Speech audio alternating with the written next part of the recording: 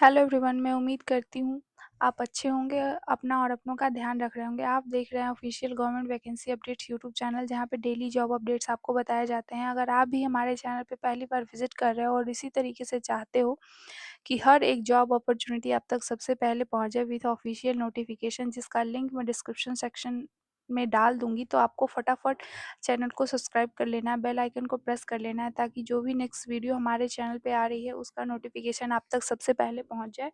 और मैं मोटिवेशन से ज़्यादा डिसिप्लिन में बिलीव रखती हूँ, तो हमारे चैनल को सब्सक्राइब कर व्यूज़ को बढ़ाएँ, ताकि मैं डिसिप्लिन को मेंटेन रख सकूँ और आप सबके लिए जॉब या वैकेंसी अपडेट सबसे पहले ला सकूँ। और मेरी इच्छा है कि आप लोगों का सिलेक्शन हो, और मैं आप सबके लिए विश करूँगी कि आपका सिलेक्शन हो जाए। तो हमारे साथ वीडियो के अंत तक बने रहें, ताकि कोई भी इन्फॉर्मेशन ना छूटे। तो मैं वीडियो को स्टार्ट करने जा रही हूँ और हर एक जानकारी वन बाय वन आपके साथ साझा करूँगी। बाकी अगर आपको कोई भी डाउट्स रह रहे हैं तो आप मुझसे कमेंट सेक्शन में पूछ सकते हैं। मैं आपके डाउट्स को ज़रूर दूर करने की कोशिश करूँगी। तो वीडियो को शुरू करने से पहले मैं आपको एक ब्रीफ नोट दे देती हूँ कि मैं आपके साथ क्या-क्या डिस्कस करूँगी। मैं ईयर डिस्कस करूँगी, डिपार्टमेंट का नाम डिस्कस करूँगी, टोटल वैकेंसी क्या है, पोस्ट कितने हैं, जेंडर क्या है, कौन-कौन से अप्लाई कर सकते हैं, और एग्ज़ामिनेशन पैटर्न क्या होगा, qualification, percentage, age limit, salary, documents.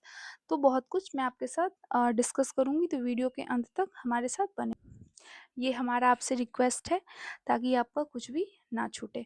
तो मैं स्टार्ट कर रही हूँ। ये जो है एक स्टेट गवर्नमेंट की वैकेंसी है। ये 2025 में आई हुई वैकेंसी है। ये बिहार कर्मचारी चयन आयोग की तरफ से आई हुई वैकेंसी है। इसमें जो जिन्होंने स्नातक किया है वो फॉर्म को भर सकते हैं।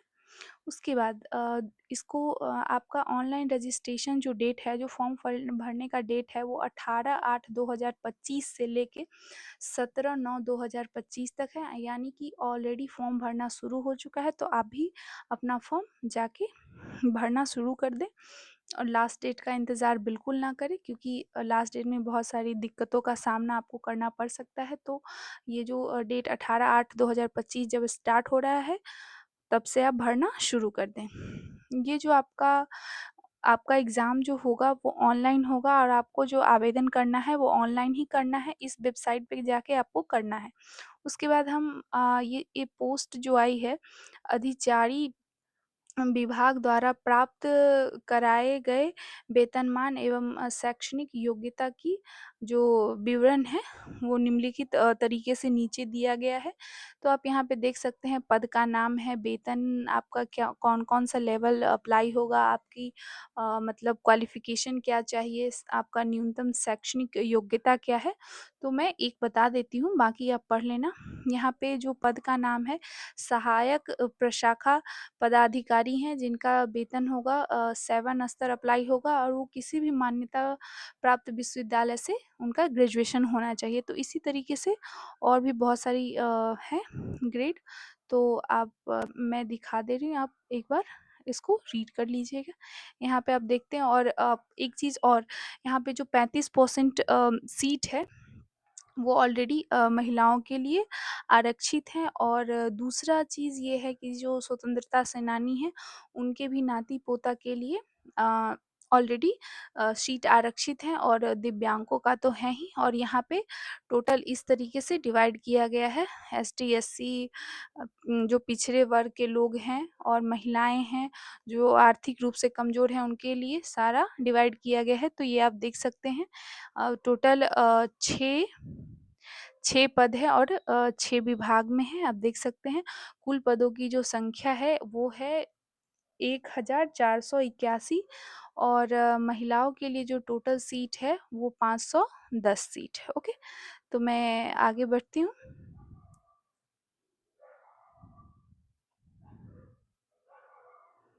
यहाँ पे उम्र सीमा की बात की गई है, तो मैं उम्र सीमा की जो गणना होगी वो 1/8/2025 से आपकी उम्र की गणना होगी।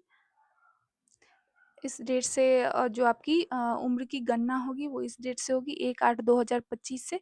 हम आगे बढ़ते हैं। आपका न्यूनतम उम्र जो है वो 21 वर्ष होना चाहिए सभी कैटेगरी के लोग के लिए। यहाँ जो अनारक्षित पुरुष हैं उनके लिए 37 वर्ष है और पिछड़ा वर्ग एवं अत्यंत पिछड़ा वर्ग की जो पुरुष एवं महिलाएँ हैं उनके लिए 40 वर्ष है, अनारक्षित महिलाएँ के लिए 40 वर्ष है, अनुसूचित जाति एवं अनुसूचित जनजाति पुरुष एवं महिला के लिए 42 वर्ष है और जो दिव्यांग कैटेगरी में आते हैं उनके लिए 10 वर्ष ऑलरेडी छूट दिया हुआ है। तो हम आगे बढ़ते हैं। यहाँ आपका परीक्षा का टाइप क्या होगा? यहाँ आपको परीक्षा का जो टाइप होगा वो वस्तुनिष्ठ होगा यानी ऑब्जेक्टिव होगा, ऑप्शनल होगा और यहाँ पे आप देख सकते हैं आलोक में 40,000 से अधिक आवेदन प्राप्त होने पर परीक्षा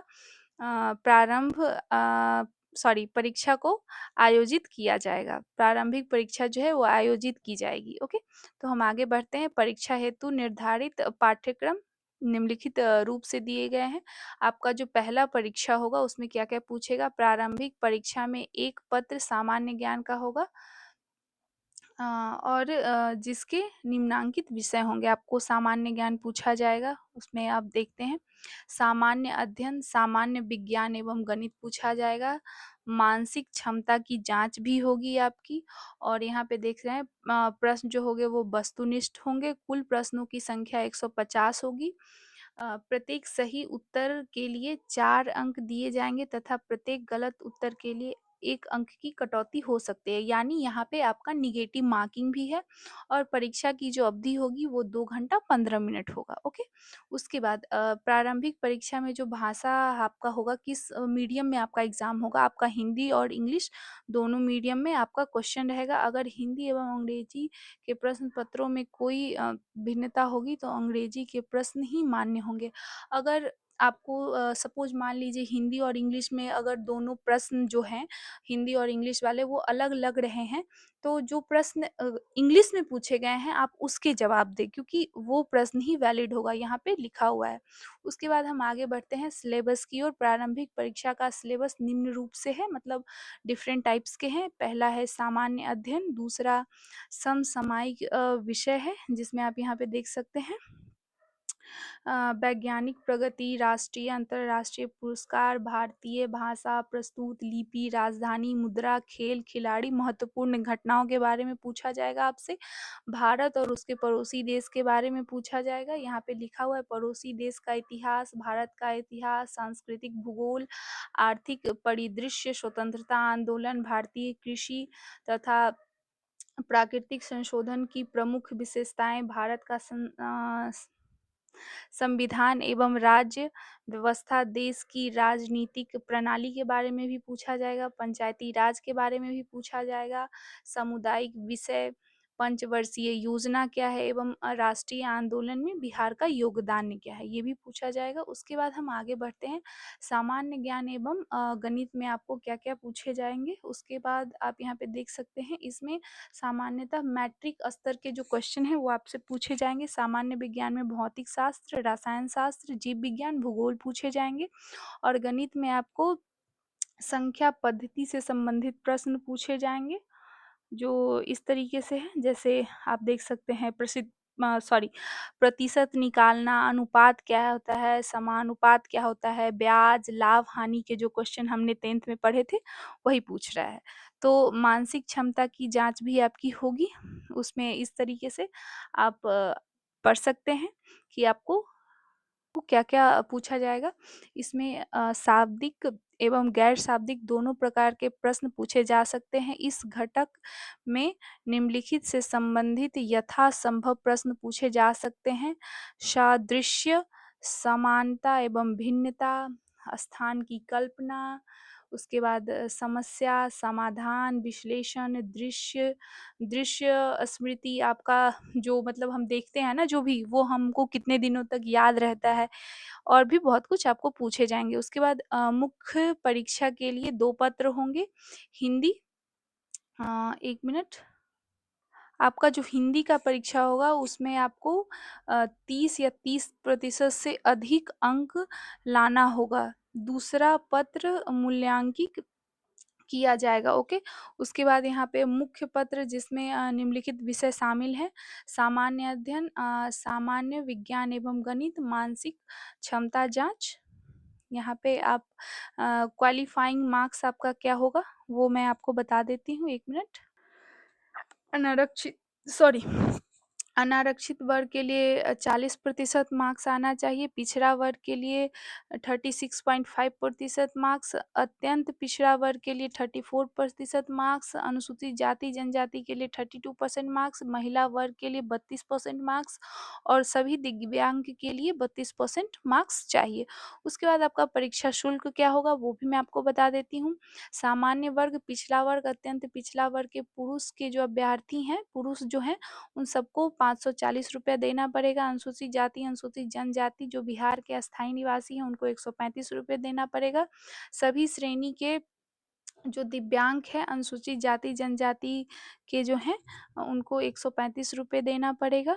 सभी श्रेणी की महिलाएँ सिर्फ़ बिहार के अस्थायी निवासी के लिए है 135 रुपया और जो दूसरे स्टेट से महिला और पुरुष जो भी भर रहे हैं उनके लिए 540 रुपया है परीक्षा शुल्क। उसके बाद आरक्षण का आपका दिया हुआ है, आप एक बार इसको रीड कर लेना।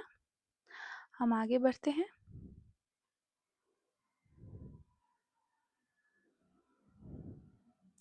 महत्वपूर्ण निर्देश भी दिए गए हैं जिसमें ऐसे एडमिट कार्ड और भी जो आपका आवेदन का जब सबमिशन डेट क्या है, रिव्यू क्या है, इस तरीके की चीज़ें, तो आप इसको चाहो तो रीड कर सकते हो।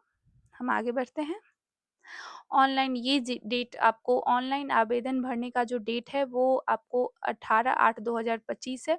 परीक्षा शुल्क जमा करने का अंतिम डेट जो है वो 17/9/2025 है और ऑनलाइन आवेदन भरने की अंतिम तिथि 19/9/2025 है। ओके, तो हम आगे बढ़ते हैं। ऑनलाइन आवेदन पत्र में योग्यता, आरक्षण, कार्यानुभव से संबंधित प्रमाण पत्र, अंक पत्र यानी मैट्रिक का जो आपका मूल प्रमाण पत्र है, स्नातक का जो संबंधित आपका मूल प्रमाण पत्र है, अस्थायी निवासी जातीय प्रमाण पत्र, स्वतंत्रता सेनानी के जो जातीय प्रमाण पत्र, दिव्यांग का जातीय प्रमाण पत्र और भी, तो आप इन सबको भी एक बार अपने माइंड में रख लीजिएगा, एक बार अच्छे से रीड कर लीजिएगा। घोषणा वही है जो सब में रहता है और इसका अंतिम जो है वो मैं आपको एक बार फिर से बता देती हूँ। ऑनलाइन आवेदन करना है आपको 18/8/2025 से जो शुरू हो चुका है, तो आप लोग भी फटाफट भरिए और जो लास्ट डेट है वो 19/9/2025 है और इस वेबसाइट पे जाके आपको अपने फॉर्म को भरना है। तो मुझे लगता है कि आई थिंक मैंने टोटल कवर किया है आपके साथ। अगर उसके बाद भी आपको कोई डाउट रह रहे हैं, तो आप मुझसे कमेंट सेक्शन में पूछ सकते हैं और मेरे चैनल को सब्सक्राइब कीजिए, व्यूज़ को बढ़ाइए ताकि मैं अपना डिसिप्लिन मेंटेन रख सकूँ। तो तब तक के लिए आप अपना और अपनों का ध्यान रखिए। मिलते हैं नेक्स्ट वीडियो में, एक नई वैकेंसी के साथ।